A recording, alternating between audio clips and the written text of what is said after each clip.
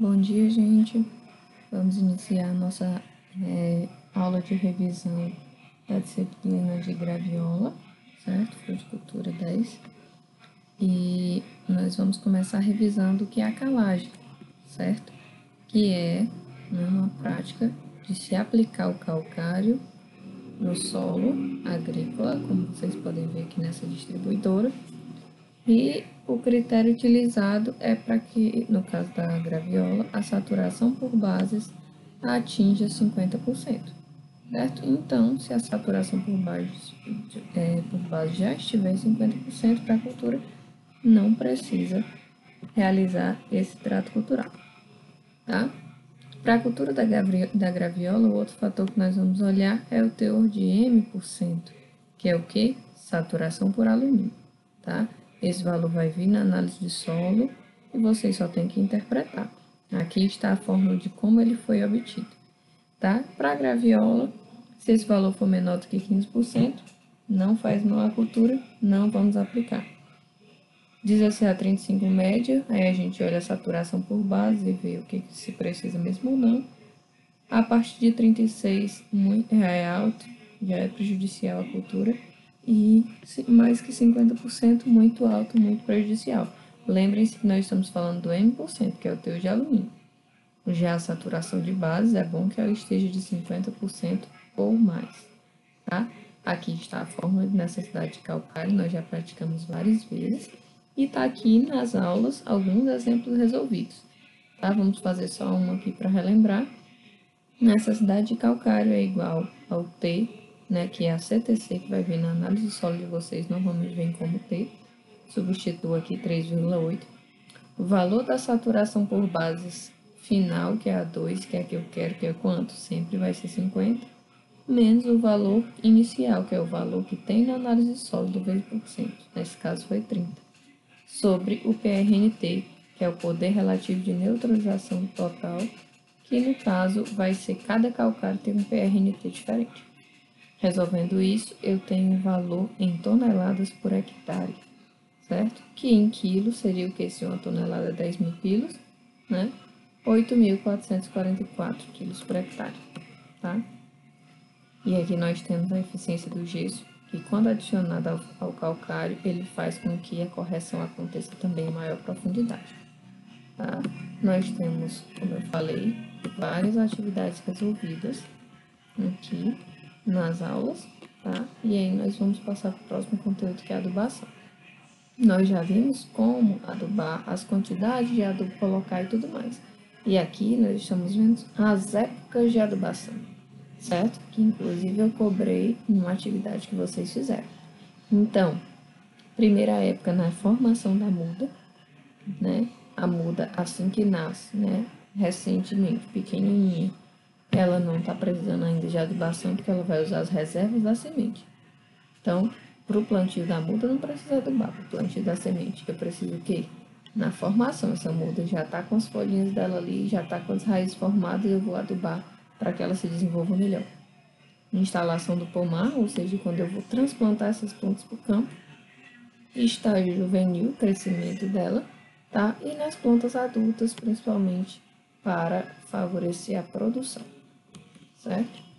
Então, esse parcelamento normalmente se dá quando a planta já está produzindo, né? No início das chuvas, depois, um mês antes da floração, depois da formação do fruto. Se o fruto já se formou, está lá pequenininho, agora ele vai crescer e precisa de muito adubo, né? Antes da floração é para que a planta consiga segurar a floração, não haja abortamento floral.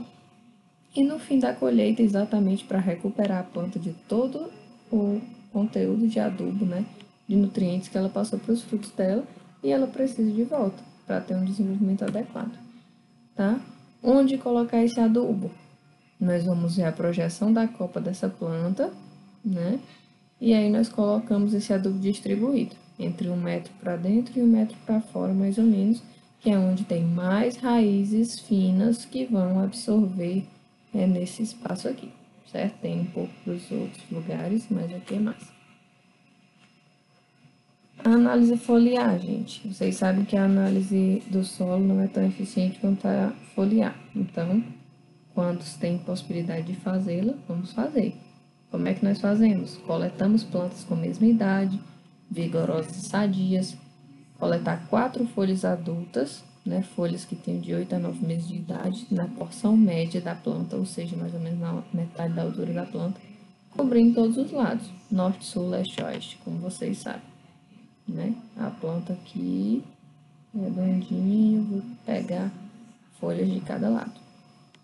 25 plantas para 5 hectares de plantio. Então, se eu tenho 1 hectare de plantio, vou fazer aqui 5 plantas, tá? Mas o ideal mesmo era que fosse pelo menos 10, no mínimo. Depois coloco essas folhas em saco de papel, né? E esse saco de papel é para que a planta não fique ali absorvendo umidade no saco plástico e mofe essas folhas e estrague antes de chegar no laboratório.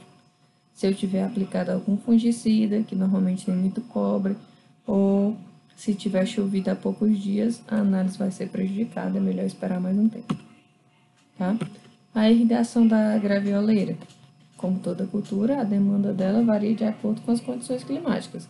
Se aqui, né, que é a nossa região no caso, tem muita incidência solar, provavelmente essa planta vai precisar de mais água, porque ela vai evapotranspirar mais, certo? E também depende do estágio fenológico. Por exemplo, a planta em crescimento normal não está precisando de tanta água.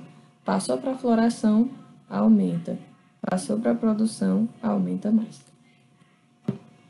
Bom, em condições amazônicas ou do cerrado, né, que chove em torno de 1.600 milímetros por ano, a gravioleira chega a pesar em torno de 10 quilos.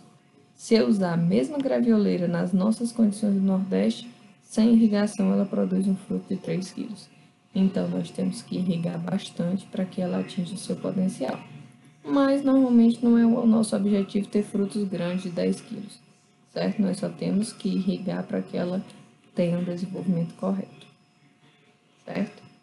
Estágio fenológico, maior exigência de água é quando ela está produzindo, está enchendo os frutos dela e ela precisa de muita água. Os métodos normalmente são microaspersão, certo? Porque o gotejamento coloca pouca água, então normalmente se usa micro. E aí nós temos outras alternativas, como esses anéis de irrigação, certo? Que foram desenvolvidos aqui no Ceará por pequenos produtores.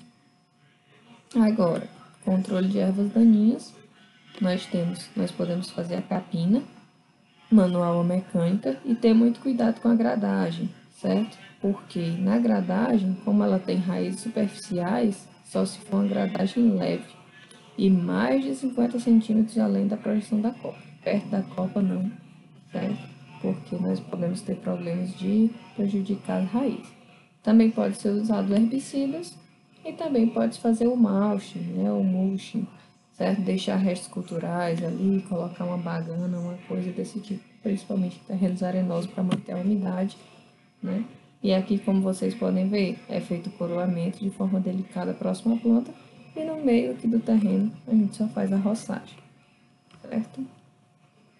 Variedades da gravioleira, né? Não existem muitas variedades aqui no Brasil, certo? Elas variam mais de acordo com suas características, sua forma, seu sabor, sua consistência, certo? No Nordeste, predomina a gravioleira nordestina ou crioula, como é chamada, que tem frutos cordiformes, ou seja, mais em formato de coração, mais ou menos desse tipo, e com um peso que varia de 1,5 a 3 quilos, certo? E o que é importante, normalmente é bom enxertar em Araticum do Brejo, que é uma planta que tem um porte reduzido, ou seja, cresce pouco, e por isso induz a um crescimento reduzido. Então, nós precisamos ter menos trabalho com podas, já que a gravioleira cresce muito para cima. Tá? Nós temos diferentes tipos de graviola, e aí nós tivemos no Brasil, então, a introdução de gravioleiras colombianas, sendo que a morada é a principal cultivada aqui, né? Ela tem rendimento de até 40 quilos de polpa por planta por ano, em que vocês podem ver que mesmo, né, sendo melhor que as demais cultivares, é um rendimento muito baixo da graviola, produzir uma planta só 40 quilos de polpa por ano, certo? Vocês imaginam as outras. Então, nós vemos que é um fruto que tem mesmo, de fato, que ser mais caro, né, para compensar a produção, porque ele produz pouco, certo? Ela tem algumas características, como frutos grandes, forma redonda, acordiforme, polpa firme, sabor subácido a ácido e tem uma menor susceptibilidade à broca dos frutos. Nós vamos ver em pragas e doenças que as brocas são os principais problemas da gravioleira, certo? Além da morada, nós temos as cultivares lisa e branca, também trazidas da Colômbia. Para finalizar o conteúdo da nossa prova, podas, certo? Nós sabemos que a gravioleira tem um ato de crescimento assim, meio cônico, e isso prejudica a nossa colheita. Então, o que nós vamos fazer? Cuidar na nossa poda de formação.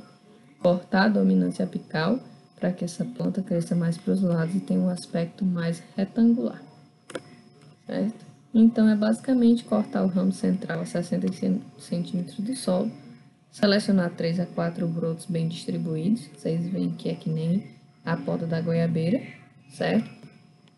Não deixar a planta crescer acima de 2,20 metros de altura. Essa é a nossa principal preocupação. Podar ramos primários a 30 centímetros do ponto de enxertia. E aqui está um esquema que eu fiz para mostrar melhor como essa planta vai ficar. Cortei ela a 60 centímetros do solo, quando ela atingiu mais ou menos 80, né? Cortei a 60, estimulei brotações laterais, porque até então ela tinha haste única. Quando esses ramos atingirem 30 centímetros, eu corto de novo, certo? E aí vou esperar que a copa feche mais. Nunca deixar ela passar de 2,20 metros, então sempre cortar em cima quando estiver perto dessa altura, tá? Poda de limpeza normalmente é realizada antes das chuvas, certo? Elimina os ramos e as brotações indesejáveis, ramos secos, doentes ou praguejados e pode aumentar a produção pela expansão dos ramos laterais. Como eu falei, normalmente ela é feita junto com a poda de produção, tá?